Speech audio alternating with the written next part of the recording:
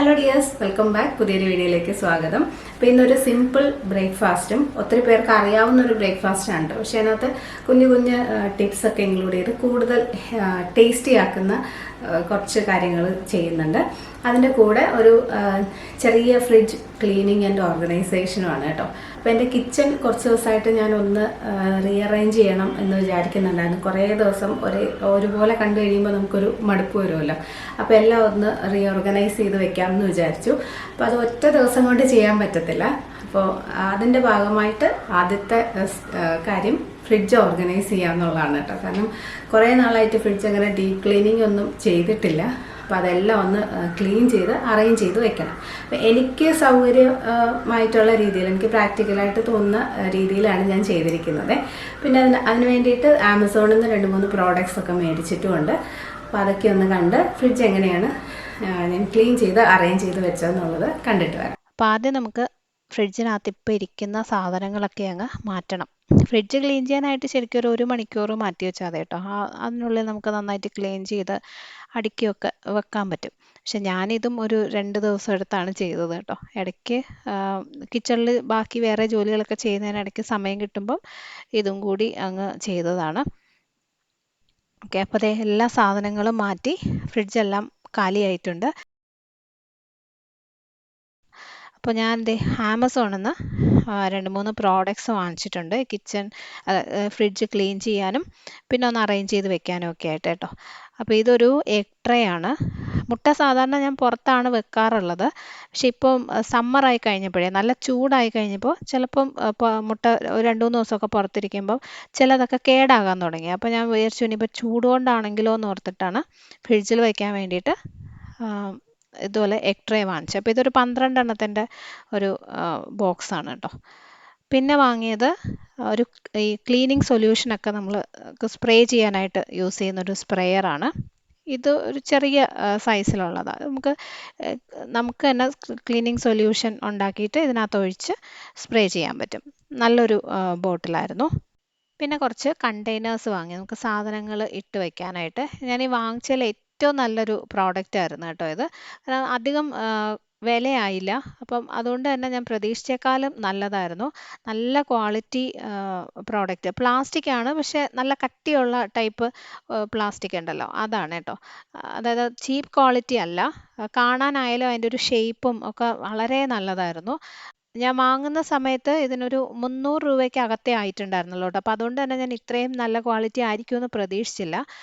നല്ലൊരു കളറും ഒക്കെ ആയിരുന്നു. അപ്പോൾ ഇതിപ്പം ഫ്രിഡ്ജിനകത്ത് കുറച്ച് സാധനങ്ങൾ ഇട്ട് വയ്ക്കാൻ വേണ്ടിയിട്ടാണ് ഞാൻ വാങ്ങിയത്. പക്ഷേ നമുക്കിപ്പോൾ ഈ ഷുഗർ ടീ ബോട്ടിലായിട്ടും ഒക്കെ ഉപയോഗിക്കാം. അത്രയും കാണാനൊരു ഭംഗിയുണ്ട്. അപ്പോൾ ഇതൊരു 6 എണ്ണത്തിൻ്റെ സെറ്റാണ് ഞാൻ വാങ്ങിച്ചിരിക്കുന്നത്. ഒരു ബ്ലൂ കളറിലുള്ള അടപ്പാണ് വരുന്നത്. നല്ല എയർ ടൈറ്റ് ആയിട്ടുള്ള അടപ്പാണ് കേട്ടോ. അപ്പോൾ അതുകൊണ്ട് പഞ്ചസാരയൊക്കെ ഇട്ട് വെക്കാനായാലും കിച്ചണിലൊക്കെ വെക്കുമ്പോൾ ഒരു ഭംഗിയൊക്കെ ഉണ്ടാവും. അപ്പോൾ ഇനി നമ്മൾ ക്ലീനിങ് സൊല്യൂഷൻ ഉണ്ടാക്കാൻ പോവാണേ. അപ്പോൾ ഈ ബോട്ടിൽ ആദ്യം കുറച്ച് വെള്ളം എടുക്കുക. ഇതിപ്പോൾ ഏകദേശം 1 കപ്പ് വെള്ളമാണ് ഞാൻ എടുത്തിരിക്കുന്നത്, പൈപ്പിലെ വെള്ളം. അതിനകത്തോട്ട് കുറച്ച് വിനീഗർ ഒഴിക്കണം. സാധാരണ സിന്തറ്റിക് വിനീഗർ ഉണ്ടല്ലോ, വൈറ്റ് വിനീഗർ, അതാണ്. അത് ഒരു 1/4 കപ്പാണ് ഒഴിക്കുന്നത്. ഞാനിതിപ്പോൾ കറക്റ്റ് അളന്നൊന്നുമല്ല, ഏകദേശം ഒരു കണക്കിന് ഒഴിക്കുകയാണ്. അപ്പോൾ 1 കപ്പ് വെള്ളം എടുക്കുമ്പോൾ ഏകദേശം ഒരു 1/4 കപ്പ് വിനീഗർ ഒഴിക്കുക. ഇനി അതിനകത്തോട്ട് ഒരല്പം പാത്രം കഴുകുന്ന ലിക്വിഡ് ഉണ്ടല്ലോ, ഡിഷ് വാഷിംഗ് ലിക്വിഡ്, കുറച്ച് ഒഴിച്ചാൽ മതി, ഒരുപാട് ആവശ്യമില്ല. പിന്നെ ഇതിനകത്തോട്ട് നിങ്ങൾക്ക് ചില നല്ല മണമൊക്കെ വേണമെന്നുണ്ടെങ്കിൽ എന്തെങ്കിലും എസൻഷ്യൽ ഓയിൽ, ഇപ്പം ലാവൻഡറിൻ്റെയോ റോസ് അല്ലെങ്കിൽ ലെമണിൻ്റെയൊക്കെ മണമുള്ള ഓയിൽ കിട്ടുമല്ലോ, അതും കൂടി 1-2 ഡ്രോപ്പ് ഒഴിച്ച് കഴിഞ്ഞാൽ നല്ല മണമായിരിക്കും.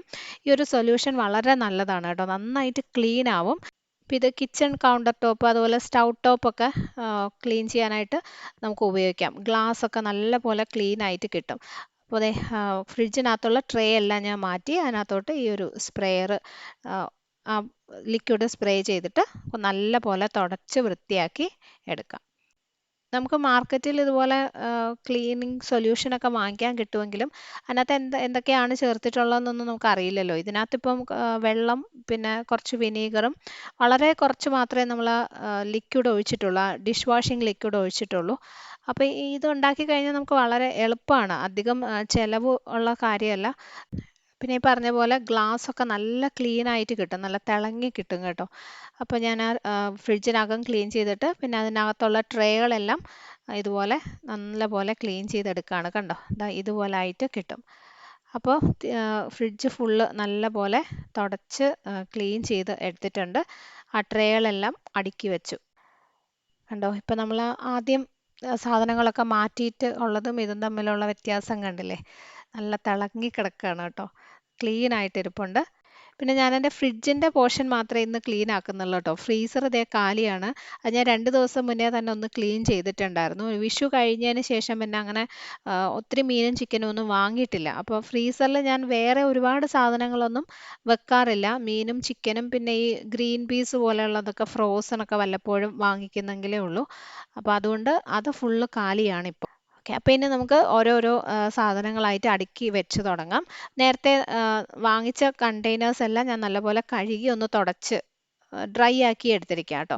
അപ്പോൾ ഇത് ഞാൻ വാങ്ങിയത് ഫ്രിഡ്ജിനകത്ത് ഇതുപോലെ നമ്മൾ കടല, പരിപ്പ് പോലുള്ള സാധനങ്ങളൊക്കെ വാങ്ങിക്കുമ്പം അതിട്ട് വെക്കാൻ വേണ്ടിയിട്ടാണ്. ഇപ്പോൾ കുറച്ച് നാളായിട്ട് ഞാൻ ഫ്രിഡ്ജിനകത്താണ് ഇതുപോലുള്ള സാധനങ്ങളൊക്കെ വെക്കുന്നത്. പലരും പല വീഡിയോസിലും എന്നോട് ചോദിച്ചിട്ടുള്ളതാണ്, പുറത്ത് വെക്കുമ്പം ഇതിനകത്തൊക്കെ എന്തെങ്കിലും ഈ പ്രാണികൾ വരത്തില്ലേ, കറുത്ത കളറിലുള്ള പ്രാണി വരും, പെട്ടെന്ന് കേടായി പോകുന്നു.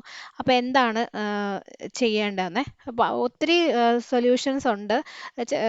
ഞാൻ തന്നെ പല വീഡിയോസിലും നേരത്തെ കാണിച്ചിട്ടുള്ളതാണ്. ഗ്രാമ്പു പോലുള്ള സാധനങ്ങളൊക്കെ 1-2 എണ്ണം ഈ കുപ്പിക്കകത്ത് ഇട്ട് വെച്ച് കഴിഞ്ഞാൽ അത് കേടാകാതിരിക്കും എന്നൊക്കെ ഉള്ളത്. പക്ഷേ ഞാൻ ചെയ്ത് നോക്കിയിട്ടുള്ളതിൽ വെച്ച് എനിക്ക് ഏറ്റവും യൂസ്ഫുൾ ആയിട്ട് ഏറ്റവും നല്ലതായിട്ട് തോന്നിയത് ഫ്രിഡ്ജിനകത്ത് ഇത് സൂക്ഷിക്കുക എന്നുള്ളതാണ്. ഞാൻ കുറേ നാളായിട്ട് ഇങ്ങനെ തന്നെയാണ് ചെയ്യുന്നത്. പക്ഷേ ഞാൻ വാങ്ങിക്കുന്ന കവറിൽ തന്നെ കുറച്ച് ആവശ്യത്തിന് എടുത്തിട്ട് ബാക്കി വരുന്നത് ആ കവർ തന്നെ ഒരു റബ്ബർ ബാൻഡ് ഇട്ട് ഫ്രിഡ്ജിൽ വെക്കുകയായിരുന്നു ഞാൻ ചെയ്തുകൊണ്ടിരുന്നത്. പക്ഷേ കുറച്ച് ഒരു 4-5 കവർ ആകുമ്പോഴത്തേക്കും അത് ഒരു വൃത്തികേടാണ് കാണാൻ. അപ്പോൾ അതുകൊണ്ടാണ് ഞാൻ ഇതുപോലെ ഉള്ള കണ്ടെയ്നേഴ്സ് വാങ്ങിക്കാമെന്ന് വിചാരിച്ചത്.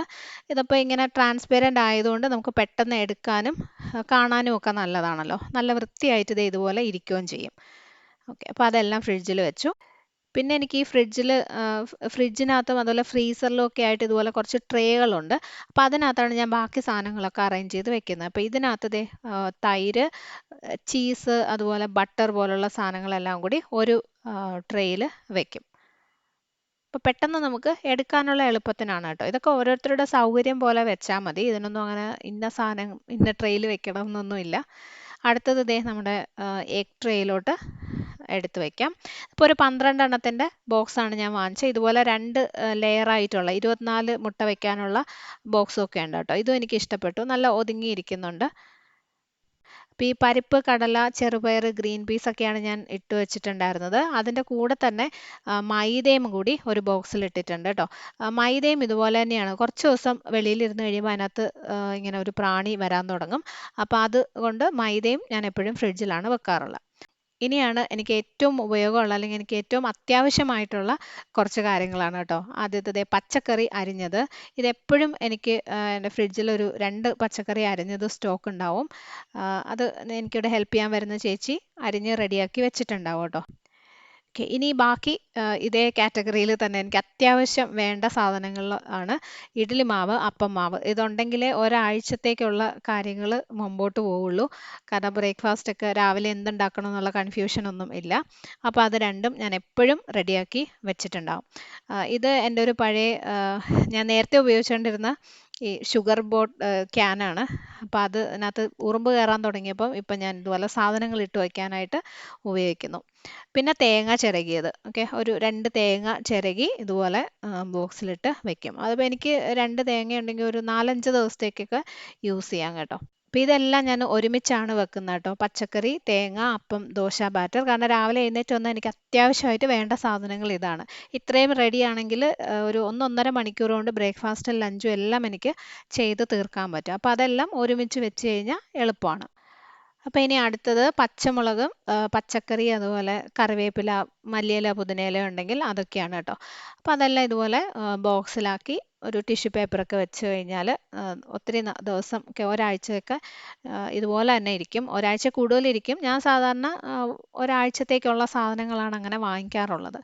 അപ്പോൾ അതേ പച്ചമുളകൊക്കെ ഇതുപോലെ കുപ്പിയിലിട്ട് റെഡിയാക്കി വെച്ചിട്ടുണ്ട്. പിന്നെ പച്ചക്കറിയായിട്ട് ഇപ്പോൾ എൻ്റെ കയ്യിൽ ക്യാരറ്റും കുറച്ച് തക്കാളിയും മാത്രമേ ഉള്ളൂ. പിന്നെ ബാക്കി രണ്ടെണ്ണം ഓൾറെഡി അരിഞ്ഞു വെച്ചിട്ടുണ്ടല്ലോ. അപ്പോൾ ഇതിപ്പോൾ ഞാൻ സിപ്ലോ കവറിലിട്ടാണ് വെച്ചിരിക്കുന്നത്. മുന്നേ ഈ പച്ചക്കറി ഇട്ട് വെക്കാനുള്ള ഒരു തുണിയുടെ കവർ ഞാൻ കാണിച്ചിട്ടുണ്ടായിരുന്നല്ലോ. അപ്പോൾ അതിൽ വേണമെങ്കിലും ഇട്ട് വെക്കാം. അതിപ്പോൾ ഞാൻ ഉപയോഗിച്ചുകൊണ്ടിരുന്നത് ഒന്ന് കഴുകിയെടുക്കണം. അപ്പോൾ അതുകൊണ്ട് സിപ്ലോക്കിൽ ഇട്ട് വെച്ചു എന്നേ ഉള്ളൂ. സിപ്ലോക്കിലായാലും നല്ല ഫ്രഷ് ആയിട്ട് ഇരിക്കും കേട്ടോ. കാണാനും നമുക്ക് പെട്ടെന്ന് എടുക്കാനും ഒക്കെ എളുപ്പമാണ്. അപ്പോൾ അതെല്ലാം വെച്ചു. ഇനി ഏറ്റവും മുകളിലത്തെ ഒരു തട്ടിൽ ഞാൻ ബാക്കി വരുന്ന സാധനങ്ങൾ വെക്കാനായിട്ട് മാറ്റി വെച്ചിരിക്കുക കേട്ടോ.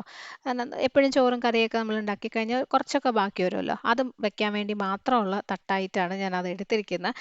വേറൊന്നും കൊണ്ടല്ല, പല സ്ഥലത്തായിട്ട് വെക്കുമ്പോൾ എന്തൊക്കെയാണ് ബാക്കി ഉണ്ടായിരുന്നതെന്ന് ഞാൻ ചിലപ്പോൾ മറന്നു പോകും. അത് എനിക്ക് മാത്രമല്ല ഒരുപാട് പേരും ചെയ്യുന്നതാണെന്നാണ് പലരും പറഞ്ഞിട്ടുള്ളത്. അപ്പോൾ അതുകൊണ്ട് ഇപ്പം ഞാനതെല്ലാം ഒരു തട്ടിൽ മാത്രം വയ്ക്കാനായിട്ട് വിചാരിച്ചിരിക്കുകയാണ്. അപ്പോൾ പെട്ടെന്ന് നമുക്ക് അറിയാൻ പറ്റും എന്തൊക്കെയാണോ ഉള്ളതെന്ന്. ഓക്കെ, ബാക്കി എന്തെങ്കിലും ഉണ്ടോ എന്ന് അവിടെ നോക്കിയാൽ മതിയല്ലോ. അങ്ങനെ വെച്ചിരിക്കുകയാണ് കേട്ടോ. പിന്നെ ഞാൻ ഫ്രിഡ്ജിൽ വെക്കുന്നത് പൊടികളാണ്. നമ്മൾ ഈ ഗരം മസാല, ഫിഷ് മസാല, അതുപോലെ സാമ്പാർ പൗഡറൊക്കെ നമ്മൾ വീട്ടിൽ തന്നെ ഉണ്ടാക്കുന്നതില്ലേ, അതിനകത്തുനിന്ന് അപ്പം യൂസ് ചെയ്യാനുള്ളത് ഒരു ചെറിയ ബോട്ടിലിൽ കുറച്ചെടുത്ത് പുറത്ത് വെച്ചിട്ടുണ്ടാവും. ബാക്കി വരുന്നത് ഇതുപോലെ ഒരു വലിയ കുപ്പിയിലിട്ടിട്ട് ഫ്രിഡ്ജിൽ വെക്കുകയാണ് ചെയ്യുന്നത്. അപ്പോൾ ഒത്തിരി നാൾ അതിൻ്റെ ഒരു ഫ്ലേവർ ഒന്നും പോവാതെ കേടാകാതെ ഇരിക്കുകയും ചെയ്യും. എപ്പോഴും ഇതുപോലെ പൊടികളൊക്കെ ഉണ്ടാക്കുമ്പോൾ നമ്മളൊരു 2-3 ആഴ്ചത്തേക്കുള്ളതായിരിക്കുമല്ലോ റെഡിയാക്കുന്നത്.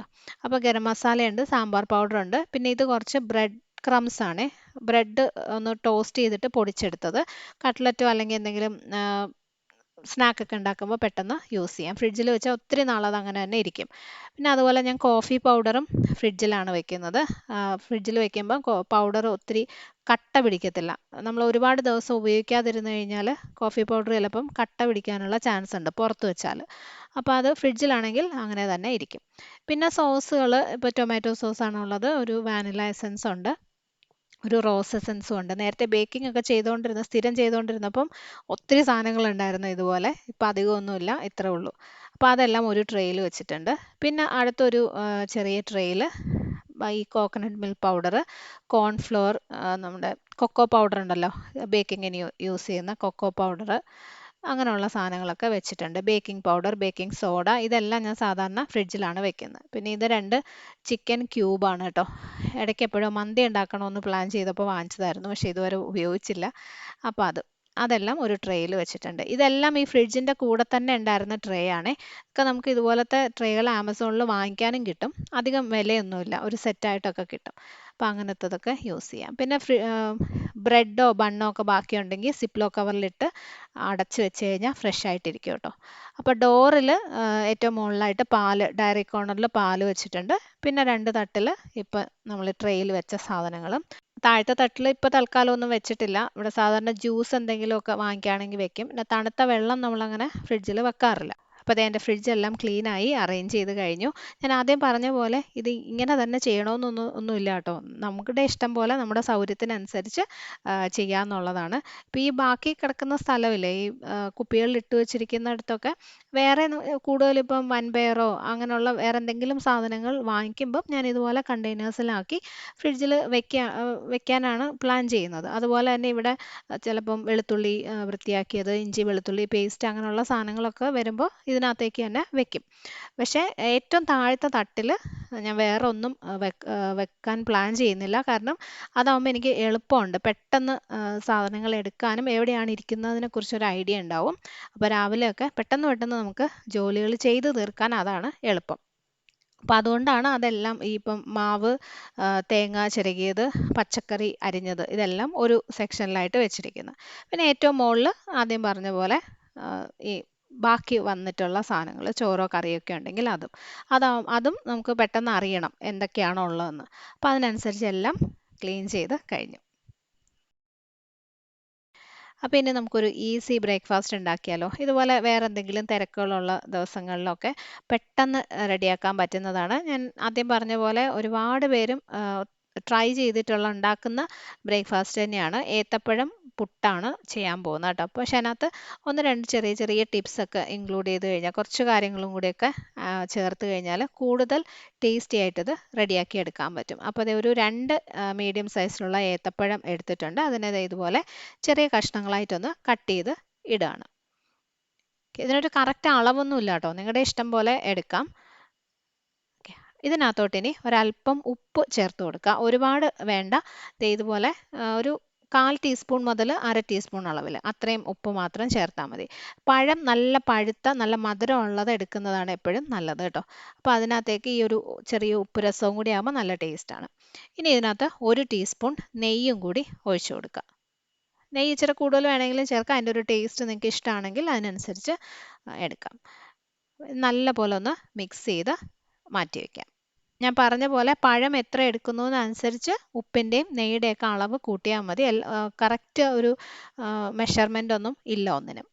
അടുത്തത് ഇനി ഒരു ബൗളിൽ ആവശ്യത്തിനുള്ള പുട്ടുപൊടി എടുക്കുകയാണ്. അപ്പോൾ ഞാനിപ്പോൾ ഉണ്ടാക്കുന്നത് 2-3 പേർക്ക് കഴിക്കാനുള്ള അളവിലാണ്. അതിന് ആവശ്യത്തിനുള്ള പുട്ടുപൊടി എടുക്കണം. അതിനകത്തേക്കും ആവശ്യത്തിനുള്ള ഉപ്പ് ചേർക്കാം. ഒരുപാട് കൂടണ്ട, കാരണം പഴത്തിൽ നമ്മൾ ഇച്ചിരി ഉപ്പ് ഇട്ടിട്ടുണ്ട്. ഇനി ഇതിൽ കുറച്ച് തേങ്ങ ചിരകിയത് ഇട്ട് കൊടുക്കാം. ഒരു 1-1.5 പിടിയോളം തേങ്ങ ഇട്ടിട്ടുണ്ട്. തേങ്ങ കൂടിയാലും കുഴപ്പമൊന്നുമില്ല. അത് കഴിക്കുന്നത് എത്രത്തോളം നിങ്ങൾക്ക് അതിൻ്റെ ഒരു ടേസ്റ്റ് ഇഷ്ടമാണെന്ന് വെച്ചാൽ അതിനനുസരിച്ച് ചേർക്കാം. ഇനി ഇത് നല്ല പോലെ ഒന്ന് ഞെരടി മാവിൻ്റെ കൂടെ അങ്ങ് മിക്സ് ചെയ്യണം. നല്ല അടിപൊളി ടേസ്റ്റാണ് കേട്ടോ ഇങ്ങനെ പുട്ടുണ്ടാക്കി കഴിഞ്ഞാൽ. ഇത് നല്ല സോഫ്റ്റ് ആവുകയും ചെയ്യും. അതുപോലെ തേങ്ങയുടെ ഒരു ടേസ്റ്റും കൂടി വരുമ്പോൾ അടിപൊളിയാണ്. ഇനി ഇതിനകത്തേക്ക് പാകത്തിന് വെള്ളം ഒഴിച്ചിട്ട് നനച്ചെടുക്കാം. ഇതിപ്പോൾ ഞാൻ സാധാ പച്ചവെള്ളമാണ് കേട്ടോ എടുത്തിരിക്കുന്നത്. ചെറിയ ചൂടുവെള്ളം വേണമെങ്കിലും ഉപയോഗിക്കാം. ഇതിപ്പോൾ ഞാനൊരു ബ്രാൻഡഡ് പുട്ടുപൊടിയാണ് വാങ്ങിച്ചത്. അപ്പോൾ അതിനകത്ത് തന്നെ എഴുതിയിട്ടുണ്ടാവും എങ്ങനെയാണ് എത്ര വെള്ളം ഒഴിച്ച് നനയ്ക്കണം, ചൂടുവെള്ളം വേണോ സാധാ വെള്ളം വേണോ എന്നൊക്കെ ഉള്ളത്. അപ്പോൾ അതിനനുസരിച്ച് അങ്ങ് ചെയ്താൽ മതി. അപ്പോൾ അല്ലാതെ നിങ്ങൾ മില്ലിൽ നിന്നൊക്കെ പൊടിച്ച് വാങ്ങിക്കുന്ന പുട്ടുപൊടിയാണെങ്കിൽ ചെറിയ ചൂടുള്ള വെള്ളം ഒഴിച്ചിട്ട് വേണമെങ്കിലും നനയ്ക്കാം. അപ്പോൾ ഇനി നമുക്ക് പുട്ട് റെഡിയാക്കി എടുക്കാം. ഓക്കെ, ഇതിനകത്തേക്ക് ആദ്യം ഈ തേങ്ങ ഇടുന്നതിന് പകരം നമ്മൾ ഏത്തപ്പഴം കട്ട് ചെയ്ത് വെച്ചിട്ടുണ്ടല്ലോ അതാണ് ഇട്ട് കൊടുത്തിരിക്കുന്നത്. ഒത്തിരി കുത്തി നിറച്ച് വെക്കല്ലോ കേട്ടോ. അതിനകത്ത് ആവി വരാനുള്ളൊരു സ്പേസ് ഉണ്ടാവണം. അപ്പോൾ അതിനനുസരിച്ച് ഇങ്ങനെ ലൂസായിട്ട് കുറച്ച് ഇട്ട് കൊടുത്താൽ മതി. ഇനി പുട്ടിൻ്റെ മാവ് നിറയ്ക്കാം. നമ്മൾ നീളമുള്ള പുട്ടുകുറ്റിയിലാണ് ചെയ്യുന്നതെങ്കിൽ നമ്മൾ സാധാരണ ഇടയ്ക്കിടയ്ക്ക് തേങ്ങ ഇട്ട് കൊടുക്കത്തില്ലേ, അതിന് പകരം ഈ ഏത്തപ്പഴത്തിൻ്റെ കഷ്ണങ്ങൾ ഇട്ട് കൊടുത്താൽ മതി. ഇതും മാവും ഒരുപാട് അങ്ങനെ കുത്തി നിറച്ച് വെക്കേണ്ട കേട്ടോ. കറക്റ്റ് ഒരു ലെവലിൽ കുറച്ച് ലൂസായിട്ട് തന്നെ അങ്ങ് ഇട്ട് കൊടുത്താൽ മതി. അല്ലെങ്കിൽ ആവി വരാനായിട്ട് ചിലപ്പോൾ ബുദ്ധിമുട്ടായിരിക്കും. 2 മുട്ട പുഴുങ്ങാനായിട്ട് ഇട്ടിട്ടുണ്ട്. ഇതിൻ്റെ കൂടെ നല്ലൊരു കോമ്പിനേഷനാണ് കേട്ടോ മുട്ട പുഴുങ്ങിയത്. അപ്പോൾ ഇതിൻ്റെ ആവിയൊക്കെ വന്നിട്ടുണ്ട്, നമുക്ക് എടുക്കാം. അപ്പം നല്ല ചൂട് ഏത്തപ്പഴം പുട്ട്, ആവി പറക്കുന്ന ഏത്തപ്പഴം പുട്ട് റെഡി.